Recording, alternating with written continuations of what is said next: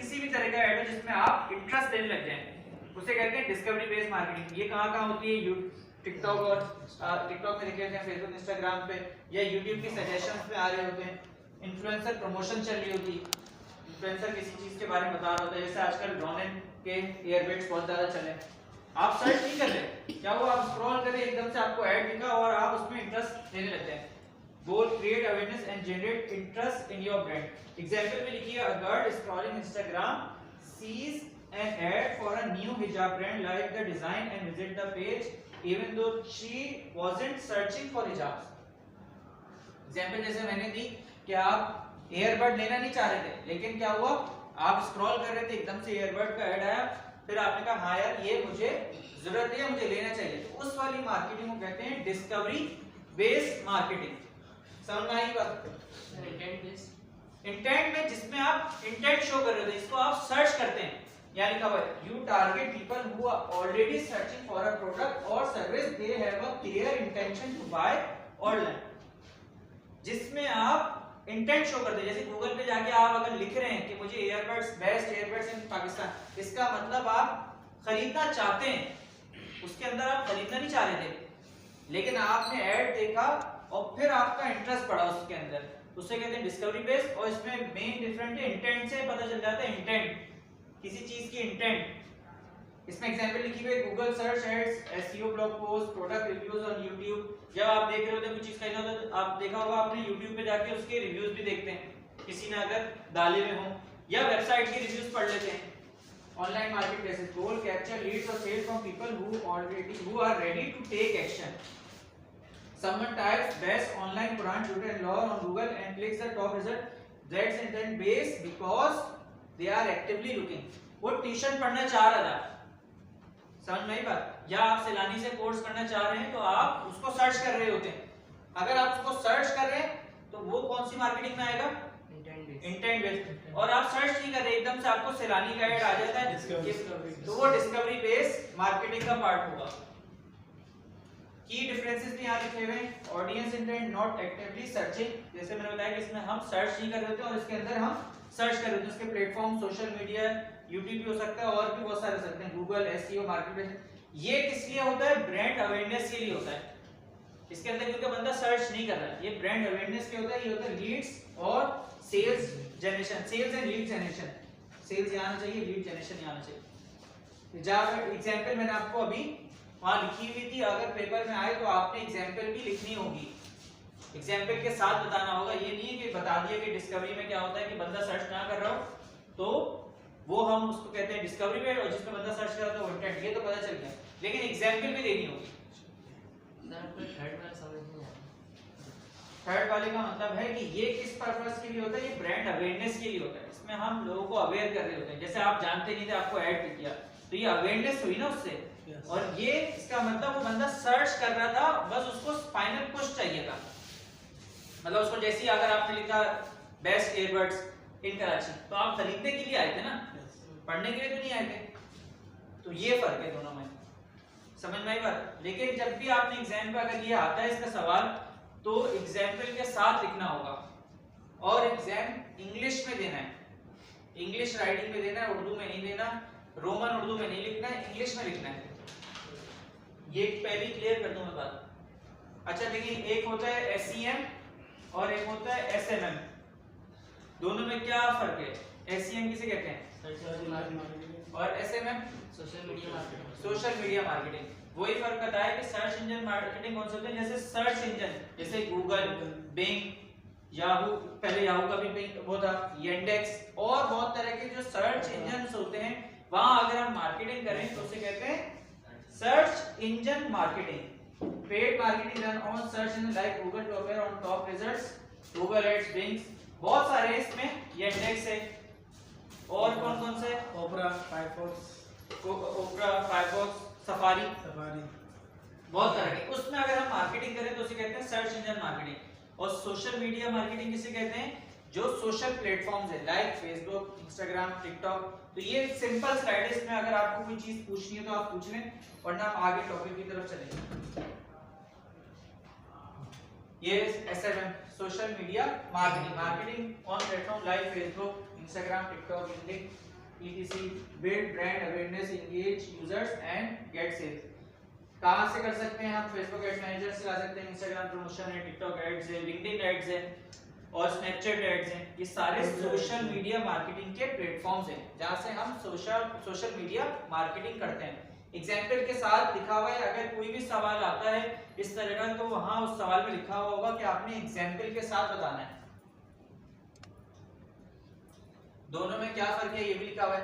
वो कहाँ होती है? गूगल, बिंग, सफारी, फायरफॉक्स, ओपरा और जितने भी सर्च इंजन्स हैं। SEM कहाँ होती है? जहाँ जो सर्च इंजन्स हैं। सोशल मीडिया के प्लेटफॉर्म कौन से हैं? Facebook, Instagram, LinkedIn, TikTok, Pinterest और बहुत सारे। People searching for a need, people scrolling और ब्राउजिंग, दोनों में फर्क है। वहां लोग सर्च करके आते हैं अपनी नीड को, यहाँ लोग सर्च नहीं कर रहे होते, आप खुद ऐड दिखाते हैं उनको, स्क्रॉल कर रहे होते हैं, आप उनको ऐड दिखाते हैं। ये बड़ा फर्क है।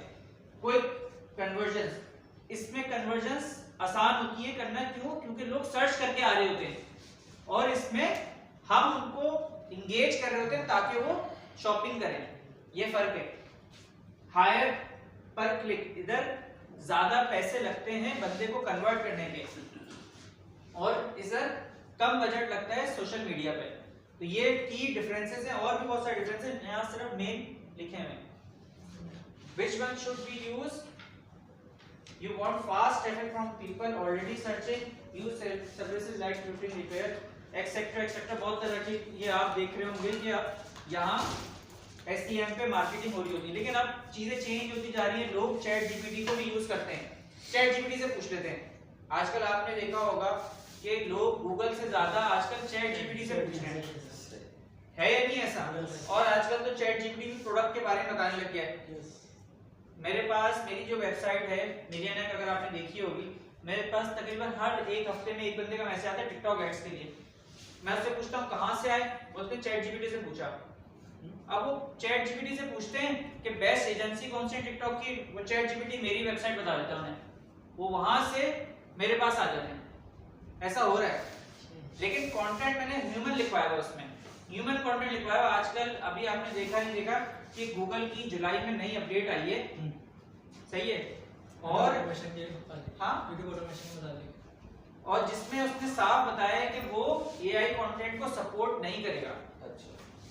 मैंने आपको पहले दिन एसईओ पढ़ा रहा था, मैंने कहा था कि आपने लोगों के लिए लिखना है कंटेंट, सर्च इंजन्स के लिए नहीं लिखना। पहले लोग बॉट के लिए कंटेंट लिखते थे कि बॉट आएगा, कीवर्ड पढ़ता रहेगा, इतनी दफा कीवर्ड हो, चीजें हो, यही होता था पहले कि कीवर्ड इतने हो, इतनी प्लेसमेंट में हो। आजकल कंटेंट ह्यूमन के लिए लिखा जा रहा है कि अगर कीवर्ड आपका मेन एक दफा भी आ रहा है, लेकिन वो कंटेंट पढ़ने से यूजर की क्यूरी रिजॉल्व हो रही है या यूजर को राइट इंफॉर्मेशन मिल रही है, गूगल उसे रैंक करेगा। समझ में आई बात? ये नई अपडेट आई है जिसकी वजह से बहुत सारी वेबसाइट का ट्रैफिक गिर गया है। क्यों गिर गया है? क्योंकि उनका गूगल ने कंटेंट को ऑप्टिमाइजेशन से हटा दिया नई अपडेट के बाद। यानी कि जो प्रीवियस जो कंटेंट है उसको हटा दिया, जो वेबसाइट रैंक कर रही थी ना उनको हटा दिया, और जिन्होंने कंटेंट चेंज करके लिखा हुआ है, जिनका कंटेंट वाकई हेल्पफुल है, उनके कंटेंट को वो रैंक कर रहा है। ह्यूमन कंटेंट प्लस जिससे यूजर की क्यूरी रिजॉल्व हो रही है, यूजर को राइट इंफॉर्मेशन मिल रही है। भले उसमें कीवर्ड एक ही दफा लिखा हुआ है, पूरे 1000 वर्ड में भी एक दफा कीवर्ड लिखा हुआ है, लेकिन उस पूरे कंटेंट से यूजर की सारी चीजें रिजॉल्व हो रही है, या तो जो उससे इंफॉर्मेशन लेने आ रहा है वो उसे मिल रही है। तो गूगल उन कंटेंट को रैंक कर रहा है। अगर आप लिंक्डइन खोलेंगे तो आपको दिख भी जाएगा कि कौन सा एल्गोरिथम आ रहा है। बहुत सारे एसईओ के स्पेशलिस्ट अगर आप लोगों ने अपने कनेक्शन में बनाए हुए हो तो आप देखेंगे कि वो रोज उसके बारे में, अपडेट के बारे में बता रहे हैं। उसमें यही बता रहे हैं कि आपने ह्यूमन के लिए कंटेंट लिखना है। पहले लिखा जाता था कंटेंट बॉट्स के लिए कि इतनी दफा कीवर्ड आ जाए, इतनी जगह आ जाए, यहाँ होना चाहिए, इतने पैराग्राफ में हो, ये सारी चीजें पहले होती थी। अब आपने अगर कंटेंट लिखना है, कीवर्ड आपका आए, भले 1 से 2% डेंसिटी जो मैंने बताई है वो हो, लेकिन वो कंटेंट ऐसा हो जिससे यूजर की इंफॉर्मेशन जो लेने आ रहा है वो उसे मिल रही हो। ऐसा ना हो कि अजूल फजूल आपने चीजें लिखी हुई हैं, 7-8 दफा तो कीवर्ड आ रही है, तो सही है, चले आपने कहा मैंने सर 1 पॉइंट जो आपने बताया था 1 से लेके 2% कीवर्ड डेंसिटी वो भी मेरी है, इतने परसेंट मैंने कंटेंट भी लिखा है, 1000 वर्ड का लिखने को कहा था मैंने वो भी लिखा है, मैंने पैराग्राफ में तोड़ के भी लिखा है, मैंने लाइनों के शुरू में भी लिखा है, ये सारी चीजें आप करें। लेकिन वो जो कंटेंट है वो यूजर की क्वेरी को रिजॉल्व नहीं कर रहा।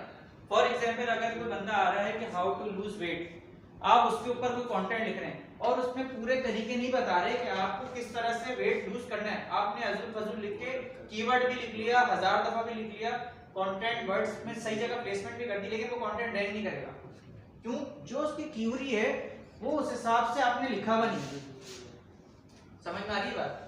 ये नई अपडेट की वजह से बहुत सारे ब्रांड्स का ट्रैफिक गिर गया है। एक इसकी वजह से गिरा है, दूसरा किस वजह से गिरा है कि आपने देखा होगा गूगल में आप कुछ भी सर्च करते हैं तो गूगल अपना आंसर दे देता है एआई का। देखा है? यस सर, नीचे लिखा देखा है ये चीज? कैमरे वगैरह को भी आता है। आजकल ये हो रहा है कि जैसे आप गूगल से पूछते हैं उसका आंसर आ जाता है एआई का। फिर क्या होता है कि आप नीचे वाली वेबसाइट खोलना छोड़नी है, आपको आंसर मिलता है, आप क्या करते हैं? आप बंद कर देते हैं ब्राउजर। तो ट्रैफिक इस वजह से भी गिर गया है। अगर आपने इंफॉर्मेशन उसकी राइट दी होगी ना तो गूगल आपका ही आंसर दिखा रहा होगा। समझ में आई बात? इसकी वजह से नई अपडेट की वजह से बहुत ज्यादा ट्रैफिक गिर गया है वेबसाइटों का एसईओ करने का। क्योंकि मैं अगर मुझे कोई चीज पूछनी है और सिर्फ मैं गूगल पे लिख रहा हूँ, आजकल देख रहे हैं कि आप 4-5 लाइनों में गूगल खुद ही आंसर दे देता है, तो वेबसाइट खोलने की जरूरत ही नहीं पड़ती किसी को। वो फर्स्ट पे भी रैंक कर रहा है लेकिन वो जा ही नहीं पा रहा बंदा वेबसाइट, उसमें फायदा क्या? लेकिन अगर आपका कंटेंट अच्छा है तो आपका ही कंटेंट कोई यहाँ दिखा रहा होता है, आपकी वेबसाइट के साथ नीचे बता भी रहा होगा ये कंटेंट कहाँ से उठाया। तो आपने जो अपना कंटेंट के ऊपर वर्किंग करनी है ना, वो ये करनी है कि मेरा जो कंटेंट हो वो पूरा रिजॉल्व करे। मतलब अगर आप कलेक्शन बना रहे हैं सन ग्लासेस की तो आपने नीचे जो कंटेंट लिखना है वो सन ग्लासेस का ऐसा लिखना है कि क्यों इस्तेमाल करना चाहिए, किस लिए करना चाहिए, इसके बेनिफिट्स क्या हैं। मतलब वो ग्लास लेने आया ना तो कंटेंट ऐसा हो कि उसको सारी इंफॉर्मेशन मिल जाए। जितना भी लंबा हो उसमें कीवर्ड अगर 1-2 दफा भी आ रहा है तो भी कोई मसला नहीं है। अब वो चीज चली गई कि भाई 300 वर्ड की कंटेंट में 5 दफा कीवर्ड आना ही चाहिए, 4 दफा कीवर्ड आना ही चाहिए, ये चीज अब खत्म हो गई। अगर 1 दफा भी आ रहा है लेकिन वो यूजर की इंफॉर्मेशन को सही बता रहा है, जो यूजर पढ़ने आया है वही वहां लिखा हुआ है और उससे वो रिजॉल्व हो रहा है, उसका जो भी मसला है वो रैंक हो जाएगा, कंटेंट ऑटोमेटिकली रैंक होगा। गूगल करेगा ना, ऑटोमेटिकली रैंक करेगा, ऑप्टिमाइज कर करके करेगा। लेकिन आप ये बता रहा हूं कि हम लोग पहले क्या करते थे, सिर्फ और सिर्फ बॉट के लिए कंटेंट लिखते थे कि बॉट आए, बॉट को पता चल जाएगा 4 दफा कीवर्ड आ रहा है इसमें, यहाँ आ रहा है, पैराग्राफ भी सही लिखा हुआ है, हेडिंग्स भी सही हैं। पहले ऐसे रैंक हो जाते थे। अब रैंकिंग चेंज हो गई है और एल्गोरिथम अभी आया है, जुलाई के फर्स्ट वीक में आया, इसी महीने आया, जिसकी वजह से रैंकिंग बहुत ज्यादा ड्रॉप हो गई है। और आप भी देख रहे होंगे गूगल पे आप लिखते हैं तो आंसर वो खुद ही दे रहा होता है, तो आप नीचे वाली वेबसाइट खोलते ही नहीं है, आपको आंसर मिलता है, आप आंसर पढ़ के आपको पता है यार उसने सही आंसर दिया होगा, आंसर देख के आप वेबसाइट के नीचे खोल ही नहीं रहे। सर ये करने की वजह ये है कि पीपल ज्यादातर एआई के ऊपर ज्यादा डिपेंड ना करें। क्या कह रहे हैं? ये चीज करने की गूगल की ये वजह भी हो सकती है कि ज्यादातर पीपल, बहुत सारे लोग असल में चैट जीपीटी पे जा रहे थे। अब गूगल ने भी अपनी एल्गोरिथम को चेंज करना था, बहुत सारे लोग चैट जीपीटी पे जाते हैं और पूछते हैं कि बेस्ट वेबसाइट्स कौन सी हैं। सही है, ये बेस्ट काम कौन कर रहा है इस कराची में, चैट जीपीटी बता देता है। तो आपने कंटेंट ऐसा लिखना है कि चैट जीपीटी आपके कंटेंट को वैल्यू करे। अब मेरी जो वेबसाइट है उसमें ऐसा कंटेंट सिर्फ टिकटॉक की आया है मुझे आज तक मैसेज, हर हफ्ते में एक बंदे का मुझे मैसेज आ जाता है, मैं उससे लाजमी पूछता हूँ कहाँ से आया, क्योंकि गूगल पे रैंक नहीं कर रहा, मैं गूगल पे रैंक नहीं कर रहा, वो चैट जीपीटी से पूछता है, चैट जीपीटी से मेरी वेबसाइट लेता है और फिर मुझे मैसेज करता है। गूगल पे मैं रैंक नहीं हूँ लेकिन चैट जीपीटी में मैं रैंक हूँ। चैट जीपीटी कैसे चैट जीपीटी मतलब ह्यूमन कंटेंट को वो करता है, हाँ सपोर्ट करता है, हर ब्राउज़र ह्यूमन कंटेंट को सपोर्ट करता है। मैंने वो पैसे दे के लिखवाया अपनी वेबसाइट के लिए, मैं लिख सकता था चैट जीपीटी से। अब वो क्या कर रहे हैं, चैट जीपीटी पे जाता है, पूछता है टिकटॉक की बेस्ट एजेंसी कौन सी है, उसे शायद मेरी वेबसाइट मिल जाती होगी या मेरा टॉप नाम आ जाता होगा। अब वो मुझे वहां से वेबसाइट खोलता है और फिर मुझे मैसेज करता है, गूगल पे लिखता होगा मेरी नहीं आती। अब बंदा सर्चेस करने के तरीके चेंज होते जा रहे हैं। हम लोग भी चैट जीपीटी या डीपसीक से पूछ लेते हैं, गूगल पे नहीं लिख रहे आजकल। तो आपने दोनों एल्गोरिथम्स को साथ लेके चलना है। क्योंकि ब्राउजिंग चीजें चेंज होनी है। लोग चैट जीपीटी से पूछते हैं, भले गूगल पर रैंक ना हो रहा हो, आप चैट जीपीटी को सुन के वो वाली वेबसाइट खोल लेते हैं। होता नहीं होता ऐसे? ऐसा ही तो लाजमी है जब भी एसईओ करें तो ये जरूर रखें कि मैं कंटेंट जो लिख रहा हूं वो ह्यूमन के लिए लिख रहा हूं। मुझे एआई को बताना नहीं है सारी चीजें, मैं ह्यूमन के लिए लिख रहा हूं, ह्यूमन का मसला सॉल्व हो रहा है, मेरा कंटेंट ऑर्गेनिकली खुद ब खुद रैंक हो जाएगा। आपने अपनी वेबसाइट के लिए एसईओ मैंने पूरा एसईओ के सारे स्टेप नहीं किए, सिर्फ ऑन पेज इंप्लीमेंटेशन करके छोड़ दी। ऑफ पेज मैंने किया ही नहीं। अब क्योंकि मेरे पास टाइम भी नहीं है, मैं बैठूं और करता रहा उस पे, क्लाइंट आ रहा है, ऐसे चल रहा है, चीजें चल रही हैं, तो मैंने उसको ऐसे ही छोड़ा। खुद ही क्लाइंट आ जाता है, चैट जीपीटी से शायद पूछ रहा है, वहां से उसको मेरा वेबसाइट मिलती है, वो मुझे मैसेज कर देता है। कन्वर्ट नहीं हुआ अभी तक, लेकिन मेरे पास, मैं उनसे पूछता जरूर कि आप आए कहां से, मेरे पास कैसे पहुंचे। तो वो वहां चैट जीपीटी से पूछ रहे हैं और वहां से मैसेज करके आ जाते हैं। अच्छा, अब आ जाते हैं why email marketing methods build direct. अच्छा, ईमेल मार्केटिंग हमें लगता है कि ऑब्सोलीट हो गई है, लेकिन आज भी 30% अगर आप ब्रांड है कोई बड़ा, उसकी 30% सेल ईमेल मार्केटिंग के थ्रू ही आ रही होती है। यस हमें ऐसा लगता है कि यार ईमेल कौन पढ़ता है, लेकिन ईमेल लोग पढ़ते हैं और देखते हैं। अगर आपके मोबाइल में भी ईमेल खुली भी, एक ईमेल, अभी तो हमारे पास जैसे मोबाइल में 10-15 ईमेल खुली है, तो मैं इतना ज्यादा गौर से नहीं पढ़ता। अगर आप अपने मोबाइल में देखें, अगर एक ईमेल जिसके मोबाइल में खुली वो भी पढ़ता है। तो ईमेल मार्केटिंग आज भी काम करती है, ऐसा नहीं है कि ये काम नहीं करती। लोग ईमेल्स पढ़ते हैं और वहां से शॉपिंग भी करते हैं। ईमेल मार्केटिंग की वजह से build direct connection with your customers, और इसका कन्वर्जन रेट भी ज्यादा होता है, आराम से कन्वर्ट हो जाता है बंदा, और कॉस्ट भी कम होती है इसकी। बनस्पत में ऐड चला के दिखाऊं, इसकी कॉस्ट कम होगी और कन्वर्ट रेशियो ज्यादा होगा। Helps you increase repeat purchase, drive traffic to your website or store, very cost effective with high ROI, works great for product launches, offers and cart recovery।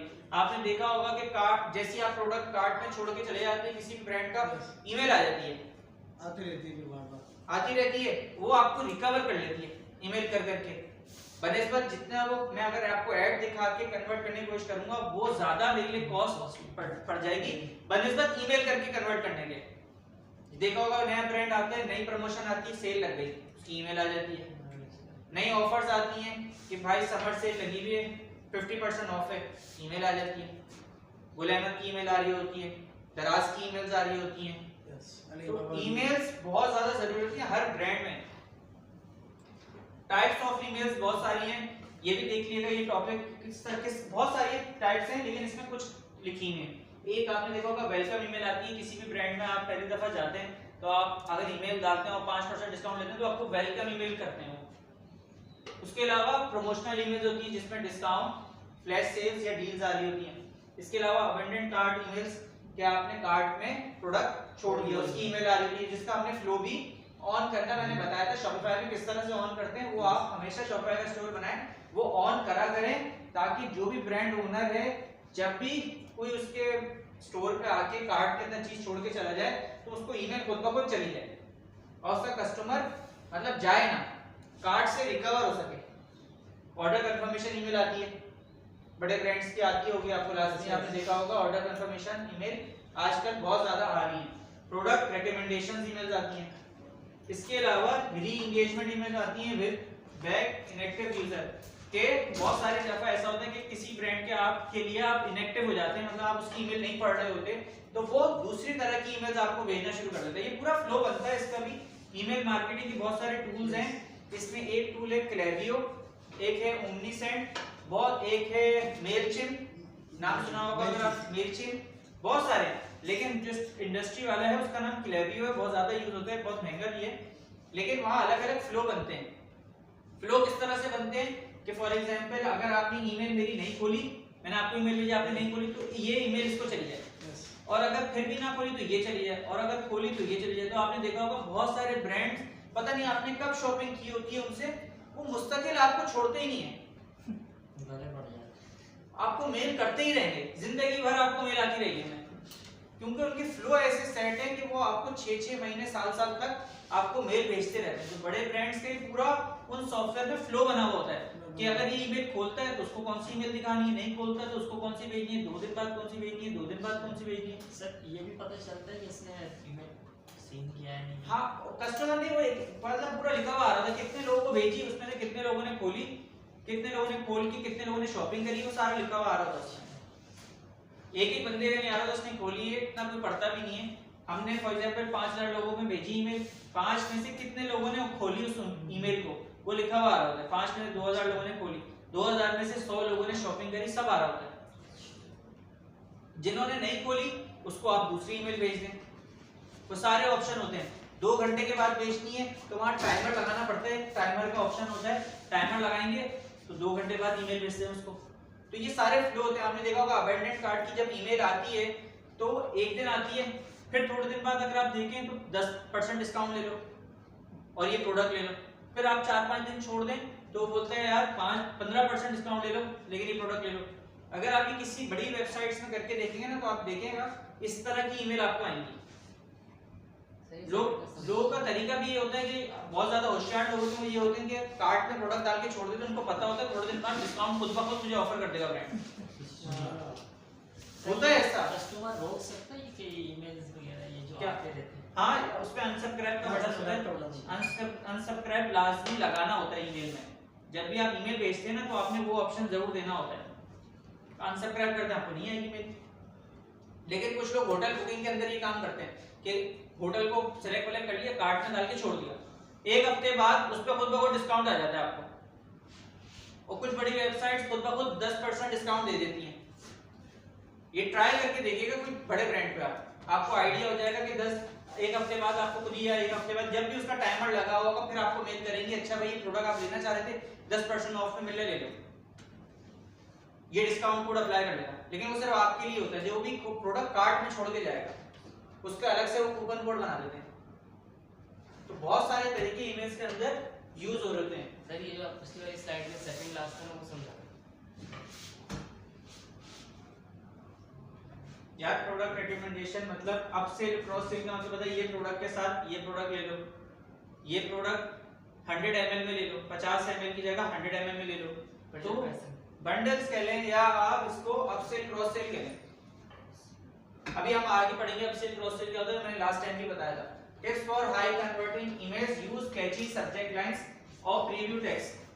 Subject line क्या होती है, जो आपने देखा होगा email के अंदर बोल्ड करके लिखी आ रही है शुरू में, उसे कहते हैं सब्जेक्ट लाइन, और उसके आगे जो टेक्स्ट लिखा होता है उसे कहते हैं प्रीव्यू टेक्स्ट। मैं दिखाता हूं आपको ताकि आप लोगों को याद भी रहे। सर वो तो कंपोज भी गिराते हैं ना, कंपोज ईमेल देख रहे हैं। अब ये lady favourite sparking floral scents premium fragrance फारियस, ये है सब्जेक्ट लाइन इसकी, सही, और इसे कहते हैं प्रीव्यू टेक्स्ट। ये जो ये लिखा हुआ है ना, जो गोल्डन लिखा हुआ है, ये जो गोल्डन टिकट, ये सब्जेक्ट लाइन है इसकी और ये प्रीव्यू टेक्स्ट है। तो ये आपका ये सबसे ज्यादा ईमेल मार्केटिंग के अंदर ये चीज इंपॉर्टेंट होती है। क्लिक थ्रू रेट को अच्छा बनाने के लिए आपने ये लाइनें इंपॉर्टेंट होती हैं कि आपको ये ऐसी लिखें कि बंदा क्लिक करने पे मजबूर हो जाए, अट्रैक्ट करे। ये सबसे ज्यादा मेन पार्ट होती है अगर आपको ईमेल के अंदर सेल्स चाहिए, तो ये आपको लिखने आनी चाहिए। बहुत सारे तरीके हैं इसके लिखने के, जिसमें इमोजी लगा सकते हैं आप, और कोई ऑफर बता सकते हैं। आपने देखा होगा बहुत जगह यहाँ 50% ऑफ लिखा हुआ आ रहा होता है। कुछ लोग ये भी करते हैं कि 30 तारीख को मैसेज करते हैं और सब्जेक्ट लाइन में अभी तक सैलरी नहीं आई क्या, और फिर अपनी ऑफर पंच कर देते हैं।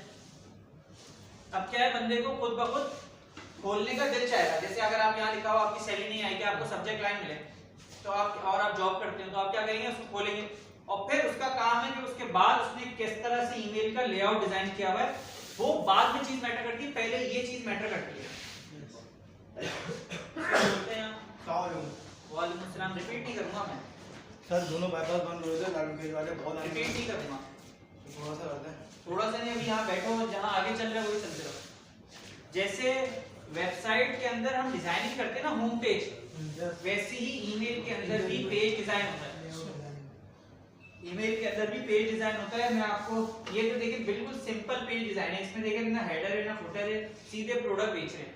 मैं अभी दिखाता हूँ, मैंने लास्ट सेंसर स्टोरेज के लिए डिजाइन किया था, अगर वो ये अभी यूज कर रहे हो तो आपको दिख जाएगा। देखिए बिल्कुल ये सिंपल है, इसमें कुछ इन्होंने कोई खास नहीं किया हुआ। मैं इसकी जगह ना आपको कोई अच्छी ईमेल दिखाता हूँ।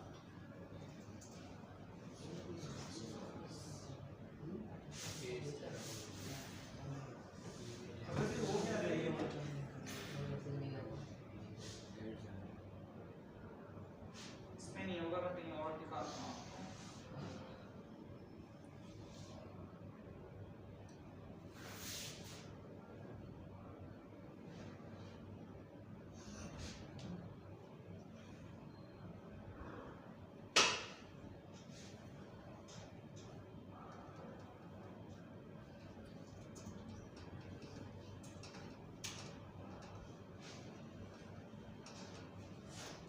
देख रहे हैं यहाँ अलग अलग तरीके के सब्जेक्ट लाइंस आपको लिख रहे थे।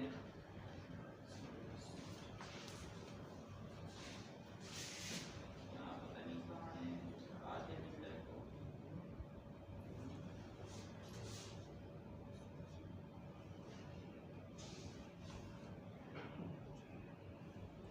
खैर अभी मिल नहीं रही, वरना मैं आपको वो दिखाता। देखिए इसमें अलग अलग तरीके से दिख रहे हैं, हर बंदे ने अलग अलग तरीके से लिखी है ब्रांड ने। ग्रामर लिखी, लेकिन देखिए आप अच्छी तरह से लग रही है सब्जेक्ट लाइंस। तो ये सबसे ज्यादा आपकी मैटर करती हैं। इसके अंदर पूरा ये पेज डिजाइन होता है, देख रहे हैं आप? यस, ये बटन लगा हुआ है, ये इस तरह से बना हुआ है, ये पूरा डिजाइन होता है।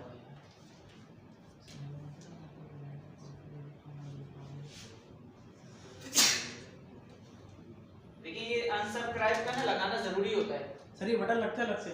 ये इसका कोड होता है, ये लगाना पड़ता है। आपने ईमेल जब भी डिजाइन करते हैं ना, तो ये चीज आपने लगानी पड़ती है, वरना ईमेल को बनाने देता ही नहीं आपको।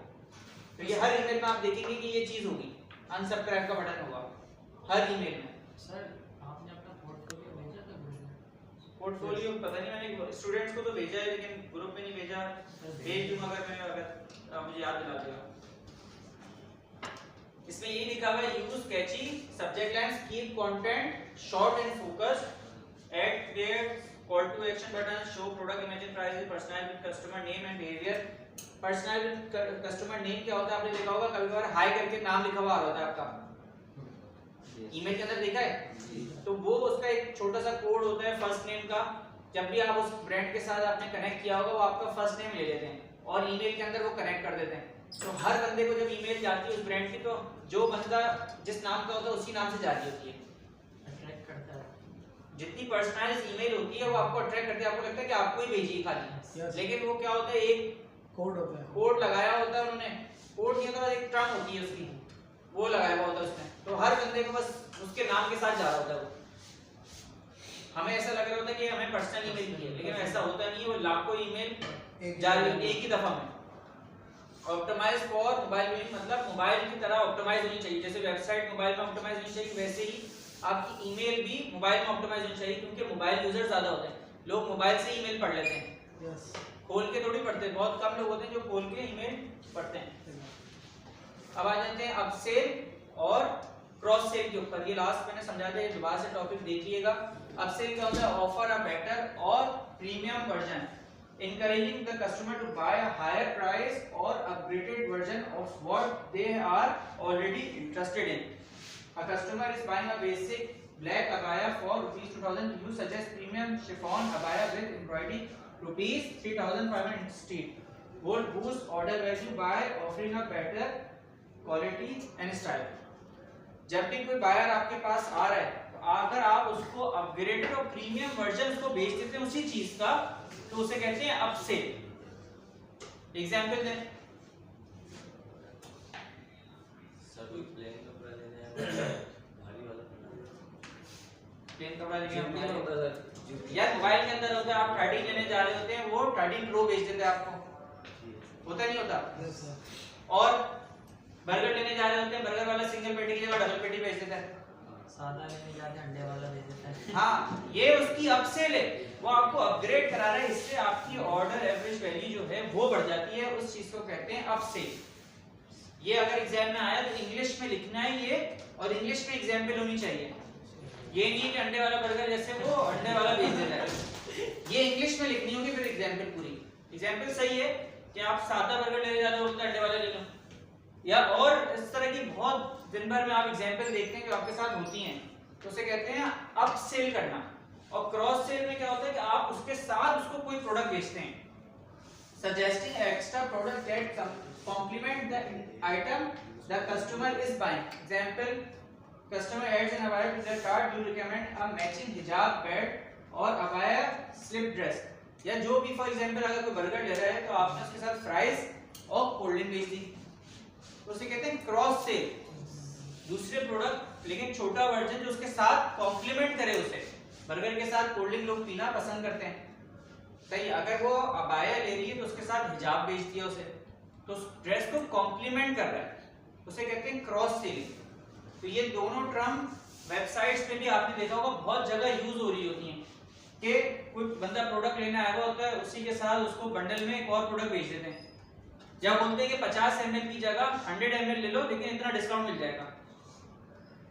अगर 50 ml आपको 1500 का मिल रहा है तो 100 ml आप लेंगे 2000 रुपए का मिल जाएगा, 100 ml ले लें इस टाइम पे। सर इसको एग्जांपल बना के दिखा सकते हैं? एग्जांपल दिखा देते हैं। एग्जांपल जैसे सर मोबाइल इंसान लेता है उसका बैक कवर भी अथवा हाँ ऐसा ही। मेरे पास कस्टमर आते हैं नॉर्मल गिलास लगवाने के लिए, मैं उनको बोलता हूँ एंटी प्रोटेक्शन लगवा लें। ये आप अपसेल कर रहे हैं, ये अपसेल कर रहे हैं, एंटी प्रोटेक्शन के साथ आप उसको कोई ऐसे कवर दे दें या उसको क्लीनर दे दें, ये क्रॉस सेलिंग है आपकी। अपसेलिंग क्या है कि आप उसको अपग्रेड कर रहे हैं ना, उस वाले को वर्जन को अपग्रेड कर रहे हैं। मैं एग्जांपल दिखाता हूं, यहां नेट चलता है तो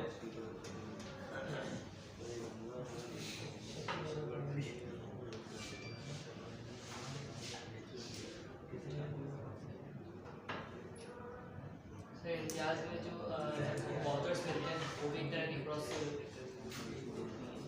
इस तरह के वॉचर्स हैं, गिफ्ट कार्ड्स यानी कि 10,000 की शॉपिंग करो फिर वाटर है इस तरह की। वाउचर वाला अलग है, ये मैं अपसेल और क्रॉस सेल बता रहा हूं उसका। अब मैं आपको एग्जांपल दिखाता हूं, यहां ना किसी बैग का,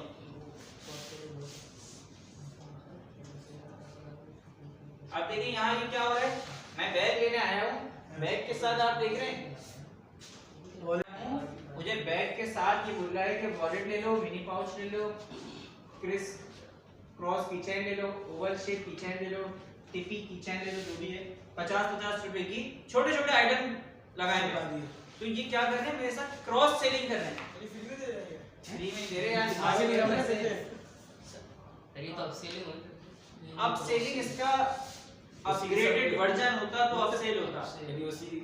मतलब ये बैग का अपग्रेड बैग दे दिया या प्रीमियम बैग दे दिया। अरे भाई इसके अंदर उसकी उसके अच्छी और इसका क्वालिटी अच्छी दे देता है या इसमें एम्ब्रॉयडर्ड दे देता, तो वो इंक्रीज कर रहा है। सेल को इंक्रीज करने के दो तरीके देखें आप। ये ऐप के थ्रू इन्होंने लगाया हुआ है, इसमें क्रॉस सेलिंग हो रही है। ये जो ऐप लगी हुई है क्रॉस सेल कर रही है कि बैग के साथ ये चीजें बेच। कस्टमर को प्राइस की डिफरेंस भी उसको अट्रैक्ट करेगा, नीचे जो आ हाँ ना 50-50 रुपए की आपको मैटर नहीं करता इतना।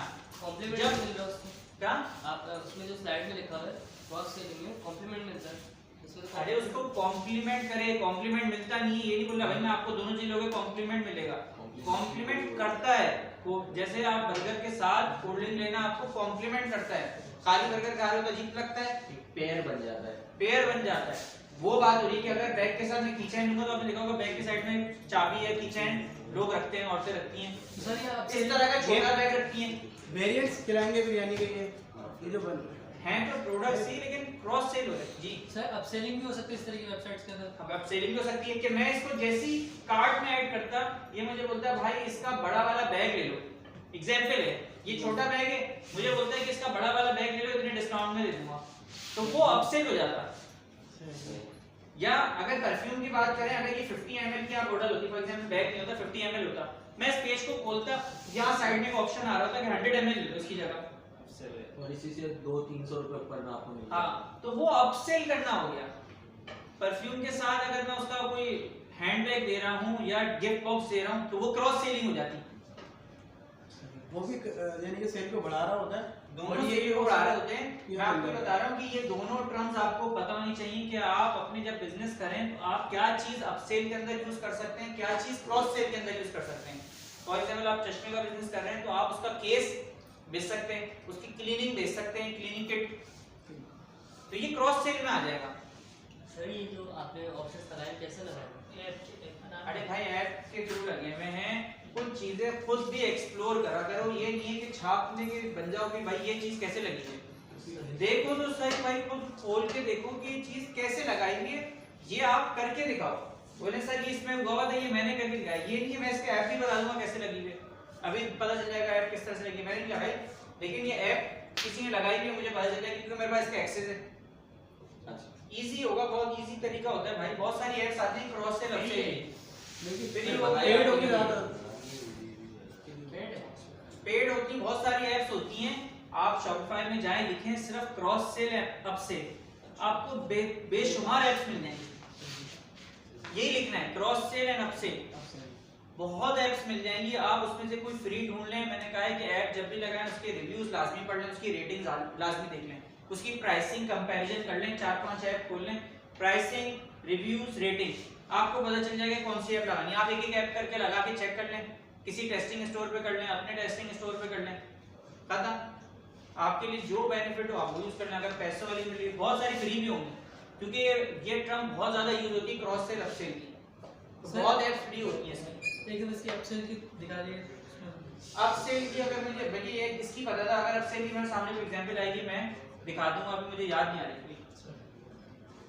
बहुत सारी वेबसाइट्स में आप देखेंगे इस तरह से अप सेल वाले ऑप्शंस होते होंगे। सर अगर जैसे ये बैग्स में कलर्स के वेरिएंट्स होते हैं तो वो भी एक तरह से अपसेल है, Variants लेकिन उसकी प्राइस इंक्रीज, उसकी प्राइस चेंज हो रहे हो तो वो अप सेल आ जाएगा कि वो रेड में मिल रहा है ग्रीन में ले रहे हैं, तो ये अप सेल के अंदर आ जाएगा।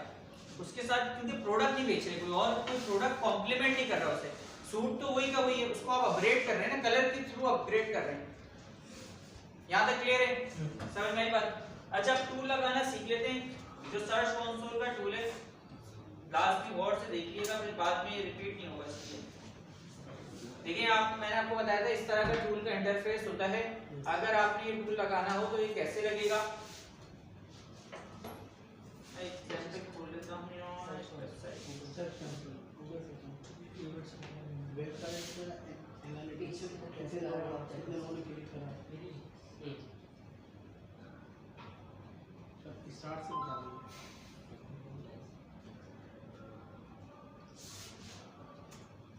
गूगल पे जाना है, लिखना है गूगल सर्च कंसोल, पहले ही लिंक को खोल लेना है, कॉपी कर लेना है, खोल लेना, खोलने के बाद यहाँ जाना है स्टार्ट नाउ पे। ये दो स्क्रीन्स आ जाएंगे आपके पास। आपने अपना जो डोमेन है और कोई पेज नहीं, होम पेज का लिंक उठाना है और यहाँ रखना है यूआरएल प्रीफिक्स में। सर ये डोमेन में क्यों नहीं रखेंगे? डोमेन पे देखेंगे क्योंकि वो फिर हमें होस्टिंग से करना पड़ेगा कनेक्ट। यहाँ जाना है आपने यूआरएल प्रीफिक्स में और रख के कंटिन्यू कर देना है। कंटिन्यू करने के बाद ये 5 तरीके बताता है जिसके थ्रू आप इस टूल को इंटीग्रेट कर सकते हैं अपनी वेबसाइट के साथ। उसमें से एक तरीका हम अभी करके दिखाएंगे। अच्छा ये पहले से वेरीफाइड है इसलिए मसला हुआ है, बट मैं आपको एक और एग्जांपल दिखाता हूं।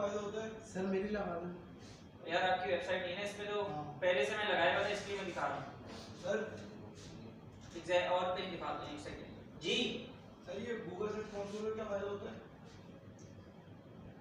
फायदा मैं बता चुका हूं बहुत दफा, अभी बताता हूं, पहले ये लगाना तो सीख लो। कोई एक्सटेंशन है इसकी? एक्सटेंशन नहीं है, सिंपल सा तो टूल है। नेट एक सेकंड, नेट ही नहीं चलता है।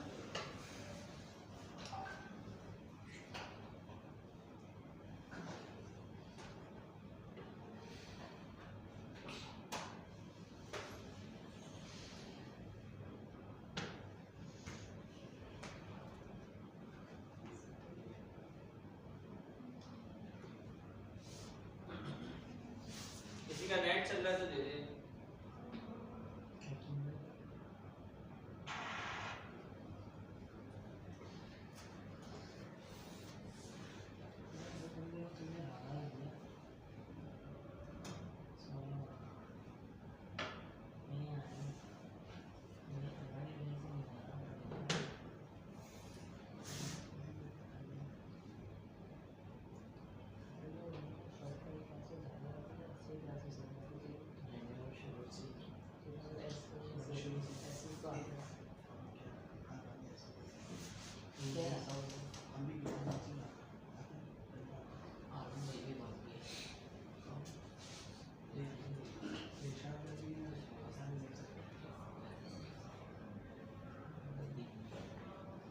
सर ये किसी भी वेबसाइट के चेक कर सकते हैं?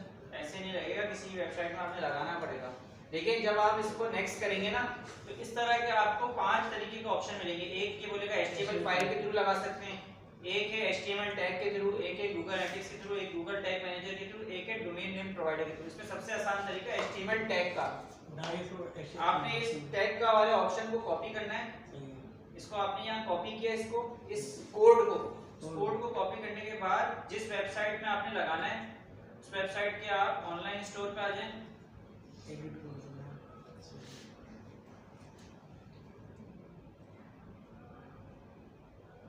लाइव जो आपकी पब्लिश थीम है वहां आपने जाना है, 3 डॉट्स पे सब क्लिक करना है, एडिट कोड में जाना है। एडिट कोड में जाने के बाद थीम लिक्विड वाली फाइल में जाना है, थीम लिक्विड वाली फाइल में। यहाँ एक टैग होता है हेड का, हेड का टैग यहाँ से शुरू हो रहा है और खत्म कहाँ हो रहा है आपको यहाँ दिख जाएगा, नीचे कहीं खत्म हो रहा होगा, किसी ने कहा किसी भी सेंटर में लगा यहाँ खत्म हो रहा है। इसके कहीं बीच में ये कोड पेस्ट करना है, लाइनों के बीच में नहीं कर देगा। कोशिश करें या तो बिल्कुल हेड के बिल्कुल एंड में जाके जहाँ बंद हो रहा है वहां ये लाइन का कोड ऐसे पेस्ट कर दें। सही। पेस्ट करने के बाद जस्ट आपने सेव करना है इसको, ये टूल लग जाएगा। सर स्टार्टिंग प्रोसेस दोबारा रिपीट कर दो। अरे भाई क्या हो गया, HTML देख लिया, कॉपी करा तो वीडियो बन गई है, वीडियो कर दिया, पेस्ट कर दिया। सर इससे होगा क्या फिर?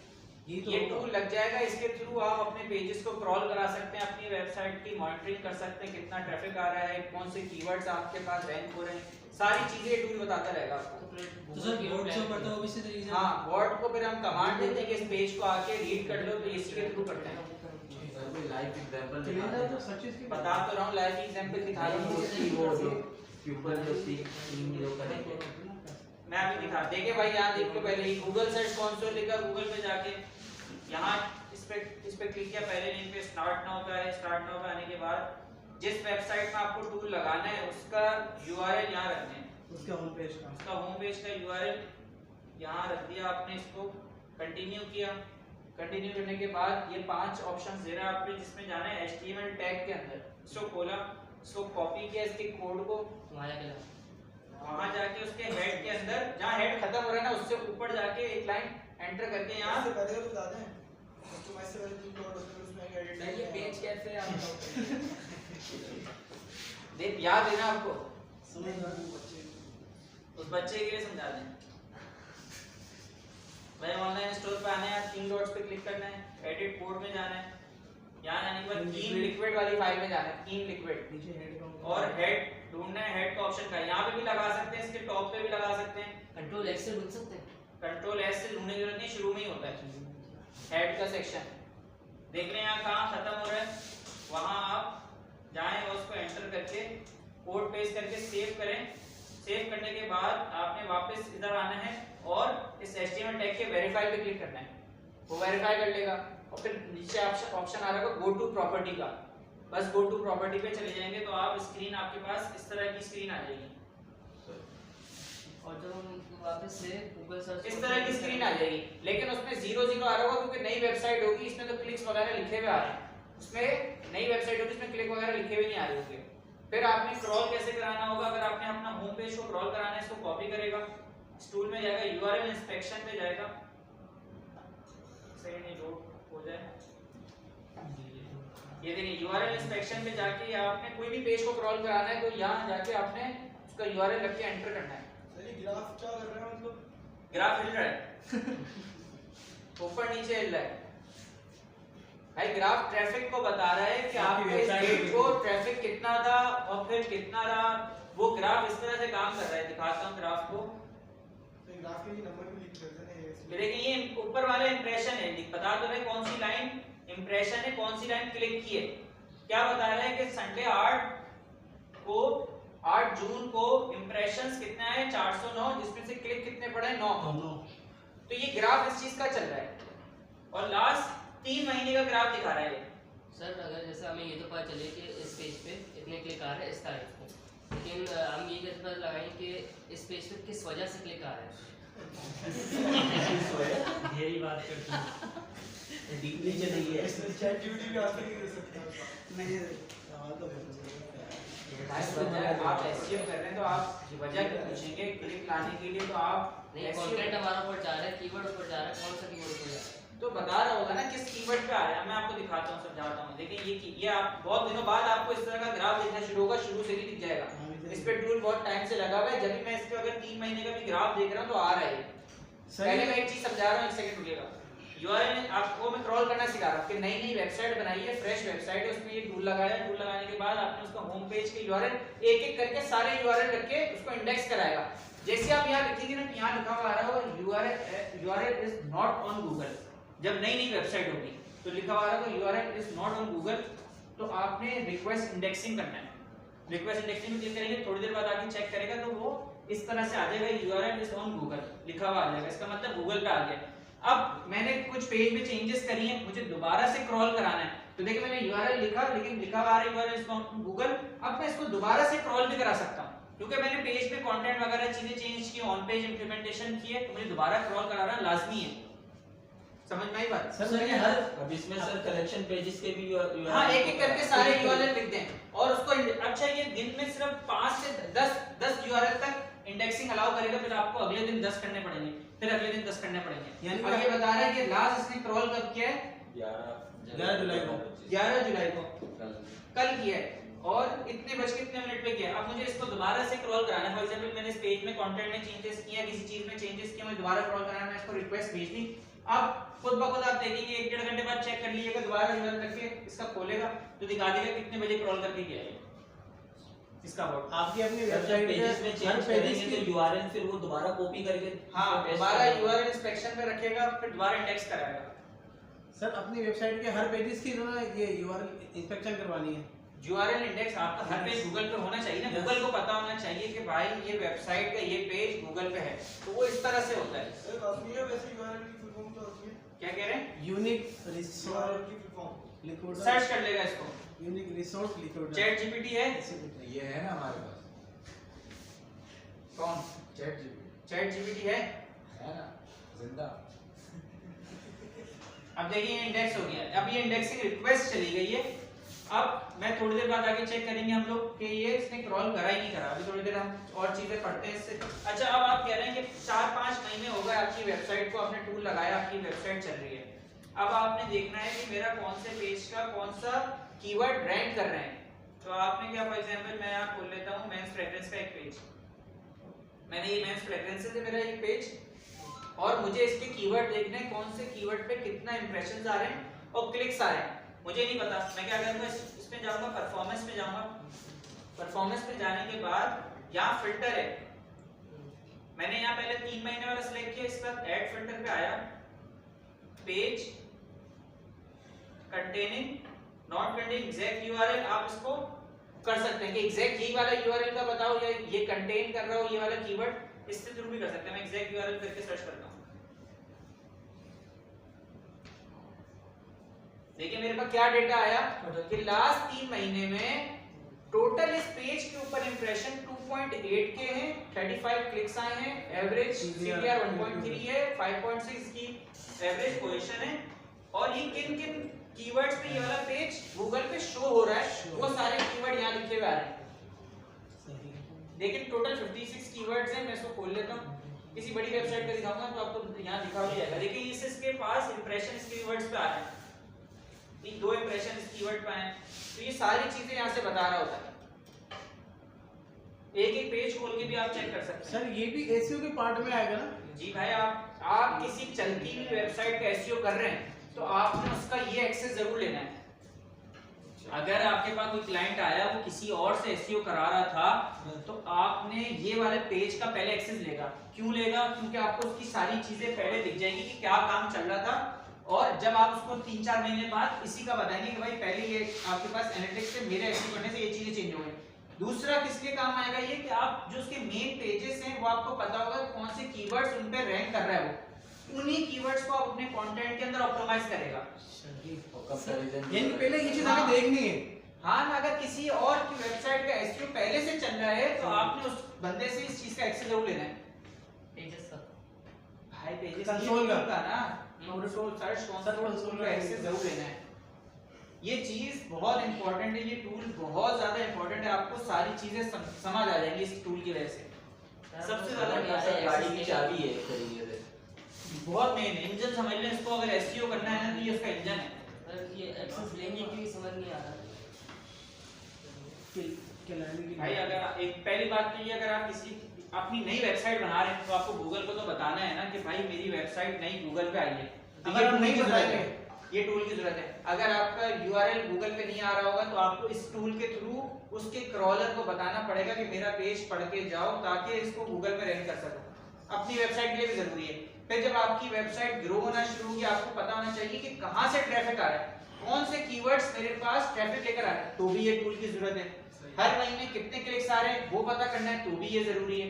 तो ये टूल आपके लिए हमेशा इंपॉर्टेंट है। कौन सा कीवर्ड वर्किंग नहीं कर रहा वो भी पता रहेगा, सब बता रहा होगा कि देखिए अब मैंने पेज खोला था, कौन से कीवर्ड पे मेरा एक भी क्लिक नहीं आ रहा, तो मेरा उस एसईओ करने का, उस पे टाइम लगाने का फायदा नहीं है। सर ये पेजेस, वीडियो, साइट मैप्स, ये बहुत सारी इसमें साइट में मैंने बताया था, साइट मैप क्या होते हैं, अपडेट करते रहते हैं उस साइट मैप को। वीडियोस यहाँ बता रहा होगा कि आपके पेज के अंदर कौन सी वीडियो क्रॉल नहीं हुई है। अगर आपने अपने पेज पे वीडियोस लगाई हुई तो यहाँ बता रहा होता है वीडियोस पे जाके कि कौन सी वीडियो क्रॉल नहीं हुई है। ये मेन इंपॉर्टेंट टूल है एसईओ के अंदर। अगर आप लोगों को एसईओ कर रहे हैं और ये टूल का नहीं पता, कोई भी आपसे एसईओ नहीं कराएगा। सर एक पेज में मतलब कि जैसे दिखाया 20 कीवर्ड्स चल रहे होते हैं, जैसे आपने दिखाया 56 कीवर्ड गूगल पे वो वाला पेज उन कीवर्ड्स पे शो हो रहा है, इंप्रेशन लिख रहा है, आपको पता चल रहा है वो गूगल की तरफ से हो रहा है। गूगल की तरफ से। अब मैं एक और टूल दिखाता हूँ, यहाँ देखें मेरे पास एक और पेज है, मैं आपको यहाँ किसी बड़ी वेबसाइट का दिखाता हूँ। देखिए मस्कल महल का दिखाता हूँ, इसमें ट्रैफिक ज्यादा है ताकि आपको क्लियर होता रहेगा।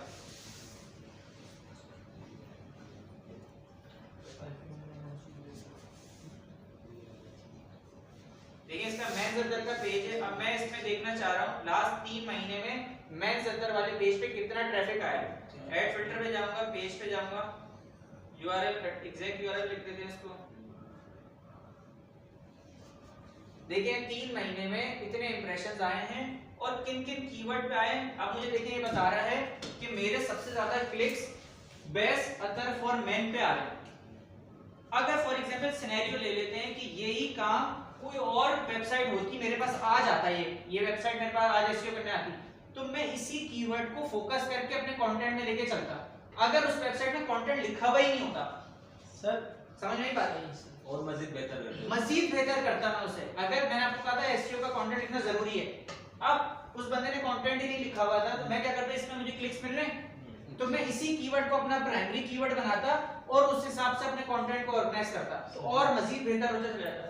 इसके साथ नीचे देखें अदर फॉर मैन, इसके साथ best other for man in Pakistan, देख रहे हैं ये सारे क्लिक्स से मुझे आइडिया हो रहा है। सर ये चीज हम किसी दूसरी की वेबसाइट पे अप्लाई कर सकते हैं भाई उसमें हमारे कोड website लगाना पे। पड़ेगा ना, अल्लाह के बंदे, ये कोड जब टूल लगा रहे हैं तो उसके लिए कोड उसकी वेबसाइट में लगाना पड़ेगा, वो कैसे लगाओगे?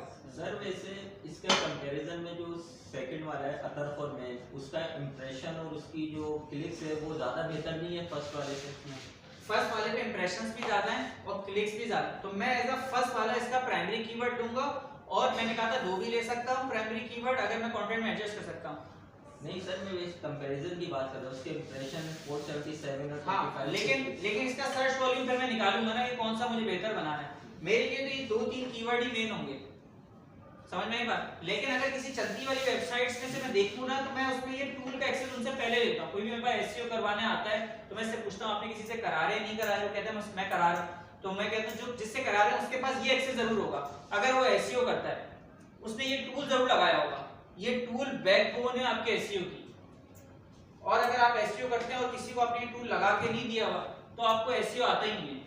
गूगल सर्च कंसोल पे मल्टीपल वेबसाइट पे करा सकते हैं। हाँ, अगर आपकी एक ही जीमेल है, देखिए मेरी एक ही जीमेल पे मल्टीपल अकाउंट चल रहे हैं, देख रहे हैं कितने सारे हैं।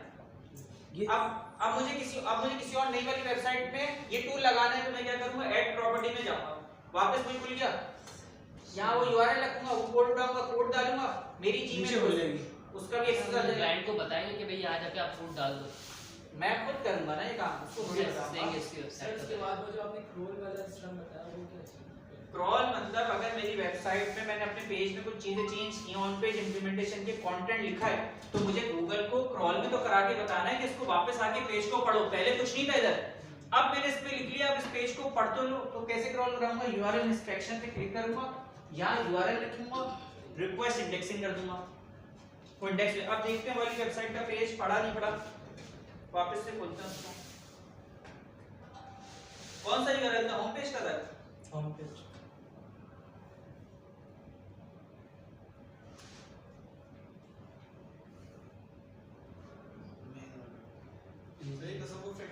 देखें डेट चेंज हो गई, यस 12 जुलाई हो गया, 5 बजे क्रॉल कराया, फौरन बोर्ड पढ़ के चला गया।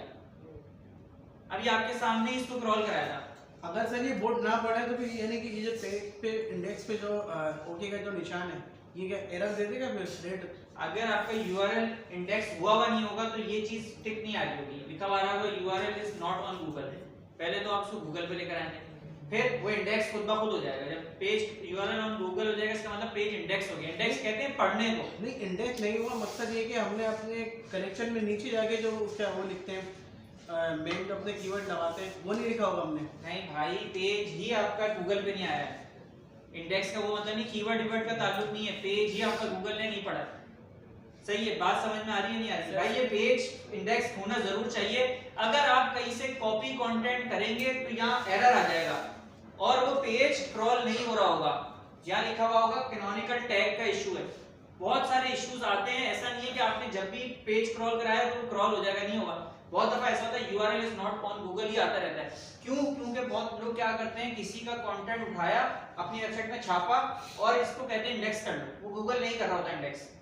फिर आपने किसी और वेबसाइट से अपना लिंक बिल्डिंग करनी पड़ती है, मतलब फेसबुक पे लिंक दे दिया, इधर उधर दे दिया, 10 जगह बांट दिया लिंक और अपने कंटेंट को वापस चेंज किया, फिर जाके वो क्रॉल करता है। कभी कभार ऐसा भी होता है, कॉपीराइट आ जाता है। क्या आप किसी का कंटेंट चोरी कर रहे हो या कॉपी पेस्ट करके अपनी वेबसाइट बना लिया आपने कंटेंट और वो गूगल सर्च कौन से में जाएगा, बोले यार ये क्रॉल नहीं हो रहा। वो क्यों नहीं हो रहा? क्योंकि आपने कंटेंट किसी उधर उधर का उठाया है और गूगल ने एक दफा देख लिया आपने किसी का कंटेंट उठाया तो वो यूआरएल वो नहीं कर रहा होता, इंडेक्स नहीं कर रहा होता। फिर आप क्या करते हैं, आप 10-15 जगह किसी और वेबसाइट में जाके लिंक बिल्डिंग करते हैं, अपनी वेबसाइट का लिंक डालते हैं, तो फिर गूगल देखता है अच्छा अच्छा भाई ये यहाँ इसने डाला हुआ है और फिर कंटेंट अपना चेंज करते हैं, फिर जाके वो इंडेक्स होता है। तो ये मिस्टेक नहीं करेगा कि कंटेंट किसी का कॉपी पेस्ट नहीं करना। मतलब किसी की वेबसाइट, अपनी वेबसाइट बना रहे हैं तो किसी ने अगर समर परफ्यूम का कंटेंट लिखा है तो आपने वही कॉपी करके अपने वहां लिख दिया। इस तरह से कॉपी कंटेंट नहीं करेगा कभी भी किसी और वेबसाइट का। सर जो कंटेंट होता है ये जो कलेक्शन के डिस्क्रिप्शन में लगते हैं, जहाँ पर मेंस जिस नाम से रखते हैं उसको वहीं पे लगता है। कलेक्शन के नीचे डिस्क्रिप्शन आती है बनाते वहीं लिखता है कंटेंट, वहाँ से खुद ही क्रॉल करेगा, वहाँ से क्रॉस कराना पड़ेगा ना। यहाँ से क्रॉल करेगा। जो डिस्क्रिप्शन होती है उसमें भी कंटेंट लिखा है। हाँ, प्रोडक्ट डिस्क्रिप्शन में हाँ कंटेंट आप लिखते हैं प्रोडक्ट डिस्क्रिप्शन। अगर आपका प्रोडक्ट ऐसा है जिस पे एसईओ करना जरूरी है तो आपने प्रोडक्ट में एसईओ ऑप्टिमाइज कंटेंट लिखना पड़ेगा। सर कलेक्शन को सर आप हाँ, अगर वो डिपेंड करता है कि आप प्रोडक्ट वाइज एसईओ कर रहे हैं, कलेक्शन में कर रहे हैं। कई जगह प्रोडक्ट बहुत ज्यादा इंपॉर्टेंट होता है, कई जगह कलेक्शन बहुत ज्यादा इंपॉर्टेंट होती है। सर domain.pk फॉरेन में चल जाता है। क्या कह रहे हैं? domain.pk में तो ये फॉरेन में चल जाएगा। कहाँ चल रहा है फॉरेन में? कहाँ बाहर? ये डोमेन जहाँ भी लिखेंगे दुनिया में कहीं से वेबसाइट खोलेंगे खुल जाएगी। समझ में आई बात? मैंने बताया था कि वो जो कोड है कॉपी करके अपनी वेबसाइट के हेड के सेक्शन में लगाना है। वीडियो रिकॉर्ड कर लिए बहुत सारे लोगों ने, आपको मिल जाएगी, आप देख लीजिएगा।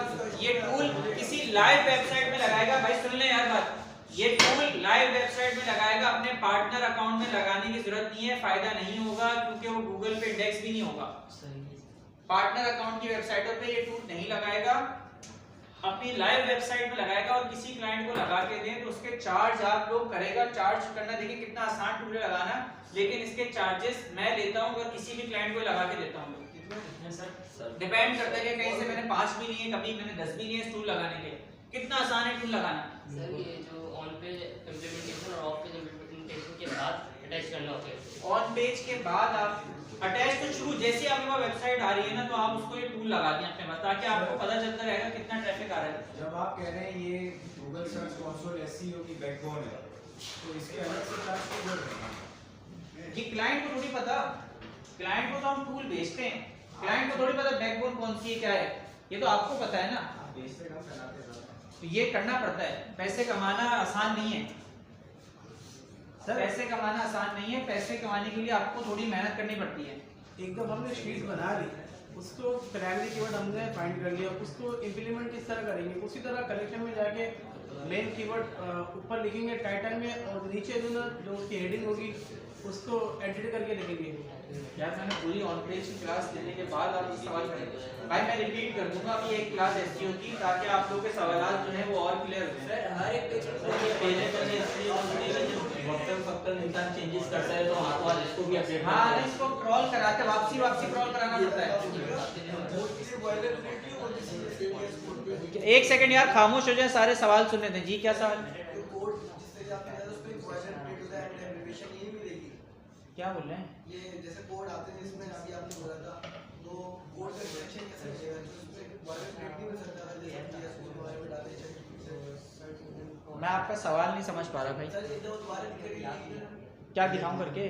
कोड क्या कैसे करके दिखाऊं? मिला कैसे आपको?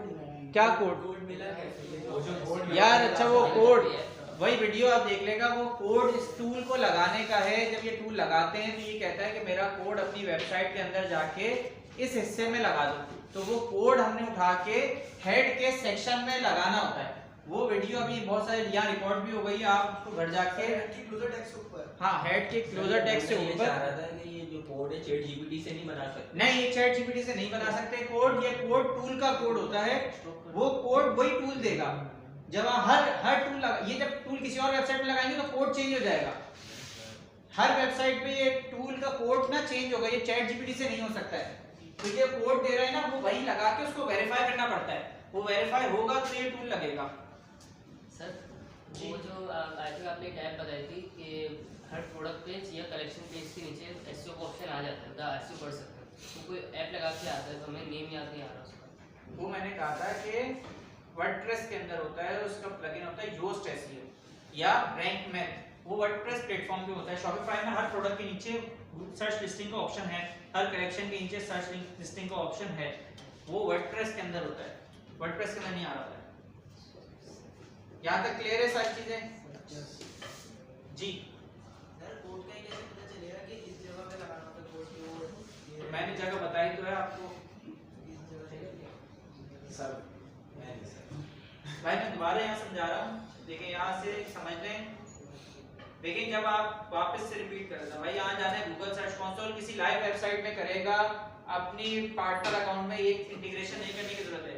यहाँ जाना है सर्च पे, जिस वेबसाइट में लगाना है उसका होम का यूआरएल लेना है। होम का यूआरएल शॉपिफाई की वेबसाइट है, क्यूबीसी वेबसाइट है, इसका होम पेज का यूआरएल कॉपी किया, यहाँ डाला, इसको कंटिन्यू कर दिया।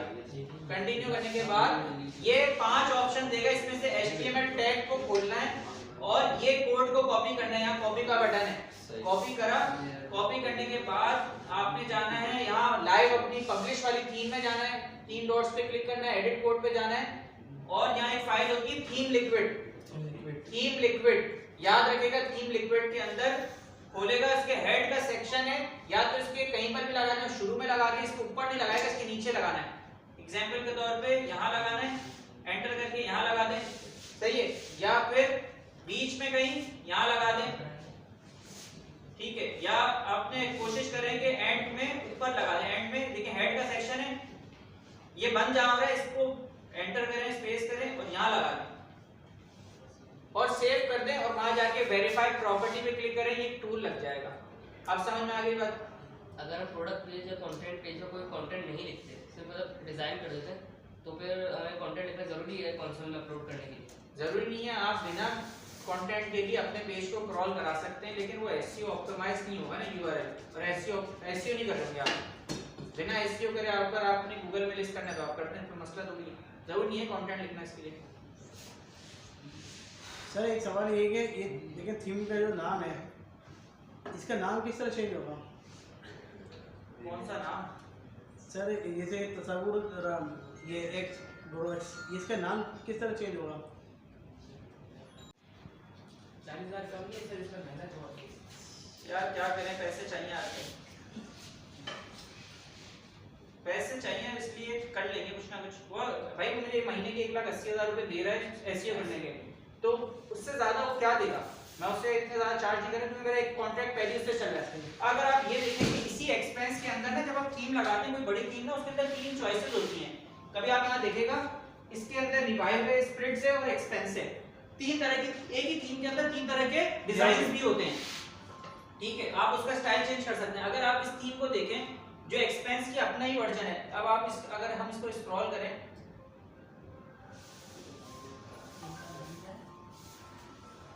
थीम का नाम क्या है? एक्सपेंस,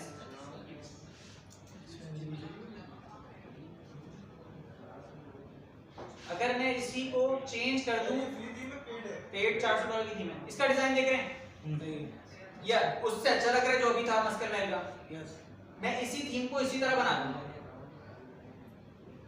एक्सपेंस थीम है उनके पास, थीम वही है एक्सपेंस। थीम वही है एक्सपेंस जो उनके पास है, उसका डिजाइन मैं इस तरह से कर दूंगा, ये नए डिजाइन में बन जाएगी। समझ नहीं बात? मुझे नई थीम लगाने की जरूरत भी नहीं पड़ी, मैंने उसका डिजाइन भी चेंज कर दिया। सर थीम में आने बात बताइए, क्या थीम में जाने की बात को, जैसे आपने थीम सेलेक्ट करी, ये थीम तो केवल लगी, मैं आपको बता रहा हूँ, ये थीम वही थीम है जो उन्होंने लगाई है, एक्सपेंस की थीम है। नहीं आपने ये ओपन कैसे की? भाई शॉपिफाई थीम्स में जाके ओपन कर ली। अजान हो रही है, एक सेकंड बात करते हैं अजान के बाद। वो वाली वेबसाइट देखी आपने, रीडिजाइन वाली देखी किसी ने? दूसरा है, जब भी आप कोई बड़ी थीम लेते हैं या एक्सपेंस या कोई भी थीम हो, तो आप उसमें ये ऑप्शन जरूर देखा करें, थीम स्टाइल्स का ऑप्शन होता है। थीम स्टाइल में तीन तरह के स्टाइल्स भी मिल जाते हैं आपको। इस थीम का डिजाइन जैसे दूसरा है, अगर मैं इसका कोई और सा डिजाइन खोलूं, इसी थीम के अंदर तीन डिजाइन भी हैं। फ्री वाले के अंदर भी होता है? फ्री वाले के अंदर कुछ में होता है, कुछ में नहीं होता है, हर में नहीं होते। फ्री में मुश्किल है कि तीन डिजाइन हो। सर सारी सेटिंग फिर अपने हिसाब से उस हिसाब से वो फीचर्ड के जो नीचे ऑप्शंस होते हैं ना सेक्शंस के, जैसे मैं स्टाइल सेलेक्ट करूंगा ना, वो वाले सारे ऑप्शन उसके अंदर आ जाते हैं। सर इस तस्वीर की भी इसी तरह की है। देखिए आप, अब देखिए ये वाला डिजाइन और ये वाला डिजाइन में फर्क है, यस देख रहे हैं? इसी थीम के अंदर ये दोनों डिजाइन, तीनों डिजाइन है। इसी तरह एक और भी डिजाइन इसका रहता है, मैं इस तरह भी थीम बना सकता हूं, नहीं करके उस तरह भी बना सकता हूं, जो कि इससे चेंज होगी। ये देख रहे हैं? बैनर्स भी आपको नए डिजाइन करने होंगे। बैनर नए डिजाइन करने होंगे, उस हिसाब से करने होंगे। सर स्टार्ट करने से पहले आप क्लाइंट से पहले दिखाएंगे ना, तो उसको पसंद नहीं, मैंने उसको बोला कि मैं उसको नहीं दिखा रहा कि अपलोड